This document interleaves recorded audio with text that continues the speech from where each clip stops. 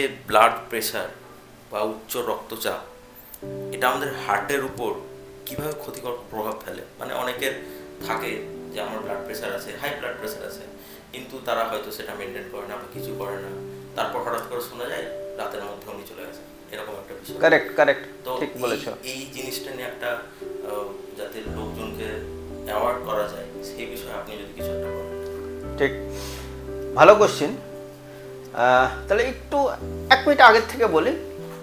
প্রথম হচ্ছে blood pressure আমার আছে কিনা বুঝবো কী করে, এটা খুব বড় কোশ্চেন। কিন্তু কিন্তু অনেকেরই ব্লাড প্রেশার আছে আমরা বুঝতে পারি না, বা সেরকম লেভেলে সেরকম ব্লাড প্রেশার হয়নি বলে বুঝতে পারছি না। কাজে সবচেয়ে বড় কথা, একটু ব্লাড প্রেশার চেক করা উচিত। সাধারণত ক্ষেত্রে যে কোনো ডাক্তারের কাছে যে কোনো ব্যাপারে গেলেও তারা একটু ব্লাড প্রেশার সাধারণত চেক করে নেয়। তো সেটা একটা ব্যাপার, প্রাথমিকভাবে একটা জানা হয়ে গেল। না থাকলেও খুব ভালো, ওয়েল অ্যান্ড গুড, কিছু চিন্তা নেই। কিন্তু যদি একটু বেশির দিকে টেন্ডেন্সি থাকে, সেটা খেয়াল করতে হবে। অনেকের ফ্যামিলিতে অনেক ব্লাড প্রেশার থাকে, সেই থেকে আসে, বলে হেরিডিটি। পেশেন্ট এসেই বলবে যে না, আমার বাবার ছিল, দাদুর ছিল, তাদের এরকম হয়ে মৃত্যু হয়েছে, blood pressure, high blood pressure ছিল। তার সঙ্গে হয়তো আরও বলবে, অন্য রোগের কথা বলবে। কিন্তু যেহেতু আমাদের টপিকটা হচ্ছে ব্লাড প্রেশার নিয়ে, তাহলে প্রথম কথা হচ্ছে, আমি যেটা সবাইকেই বলবো, একটু মাঝে সাঝে ব্লাড প্রেশার চেক করবেন। এটা দরকার, খুব দরকার। আর যদি হার্টের উপর কীভাবে প্রভাব?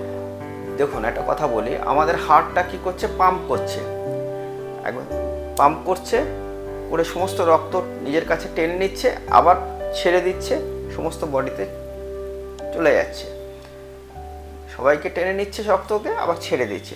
তাহলে হার্ট যদি ঠিক মতন পাম্প করে, সব ঠিকই আছে। কিন্তু হার্ট যদি ঠিক মতন বিট না করতে পারে, কোনো কারণে হার্টের কিছু অসুবিধা হচ্ছে, বা রক্তচাপটাই যদি বেশি হয়ে যায়, তাহলে হার্টকে তো বেশি বেশি পাম্প করছে হচ্ছে, সেটা একটা কারণ হতে পারে। তো হার্ট যদি বেশি বেশি পাম্প করে, তাহলে সেও তো ফ্যাটিক হয়ে যাবে, মানে সে তো এক্সস্টেড হয়ে যাবে। মাসেল তো রয়েছে, হার্টটা তো সব মাসেল দিয়ে তৈরি, ওখানে তো কোনো বোনস নেই। তো সেটা তো আমাদের যেদিন থেকে আমরা পেটে ঢুকেছি, মায়ের পেটে, মানে সেই 5 উইক্সের মতন ধরে নিচ্ছি তর্কের খাতিরে, একটু আগেও পাওয়া যায়, কিন্তু 5 উইক্স 6 উইক্সে ভালো হার্টবিট শুরু হয়। মানে আমরা তখন কিছুই দেখতে পাচ্ছি না, কিন্তু হার্টবিটটা দেখতে পাই আমরা। ডাক্তারবাবুরা আলট্রাসোনোগ্রাফি করে ধরতে পারে না বাচ্চাটা জীবিত আছে। তো তখন থেকে যে হার্টটা কাজ করে যাচ্ছে, যতদিন সে মারা না যাচ্ছে, তাহলে তাকে কতখানি কাজ করতে হয়। তো সেই কাজ করার সময় সে তো একটুখানি হাঁপিয়ে যেতে পারে। তো সেটা খেয়াল রাখতে হবে। সেটার একটা প্রধান কারণ হচ্ছে যে অনেক সময় ব্লাড প্রেশার বেশি থাকলে হয়। কাজে ব্লাড প্রেশার বেশি আছে কি করে জানবো, মায়ের সাথে চেক করে দেখতে হবে আছে কিনা। যদি থাকে, তার ওষুধপত্র ব্যবস্থা আছে, ডাক্তারবাবুর সঙ্গে যোগাযোগ করতে হবে, তাহলেই কিন্তু এটা চেক হয়ে যাবে।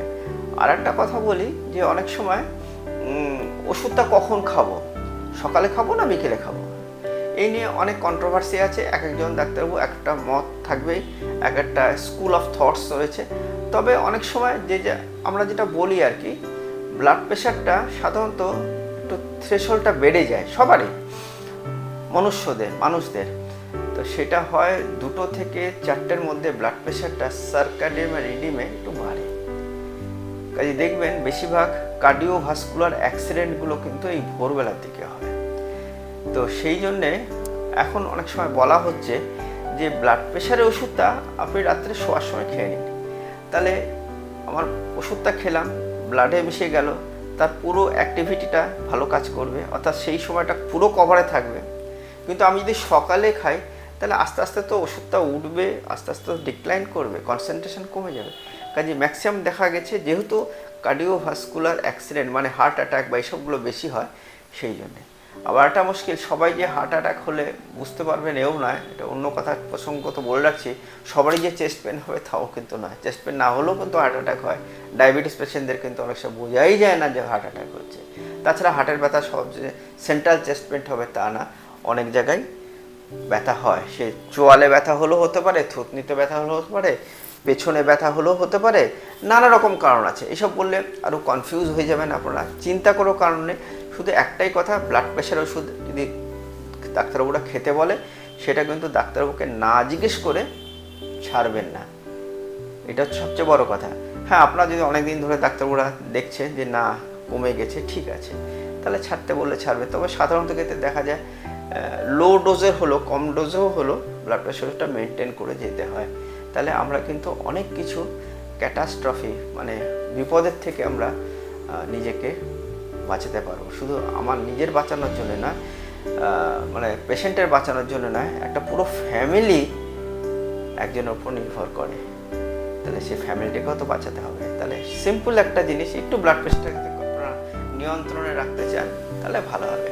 তার আরও কারণ রয়েছে, কি খাবেন না খাবেন, হ্যান ত্যান অনেক কিছু আছে, আমি অত কথায় যাচ্ছি না আজকে। শুধু মনে হয় ডাক্তারবাবুর পরামর্শটা অবশ্যই নেবেন, ওখানে নেগলেক্ট করবেন না আপনারা, কেমন? একটু করুন, তাহলেই সবাই শান্তি থাকবে। আপনার বাড়ির স্ত্রীও শান্তিতে থাকবে, আপনার বাবা মাও শান্তি থাকবে, না আমার ছেলে ওষুধটা ঠিক মতন খাচ্ছে এবং আমার ডাক্তারবাবুর সঙ্গে কনসাল্ট করছে।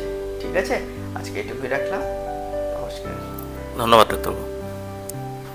ঠিক আছে বলা একদম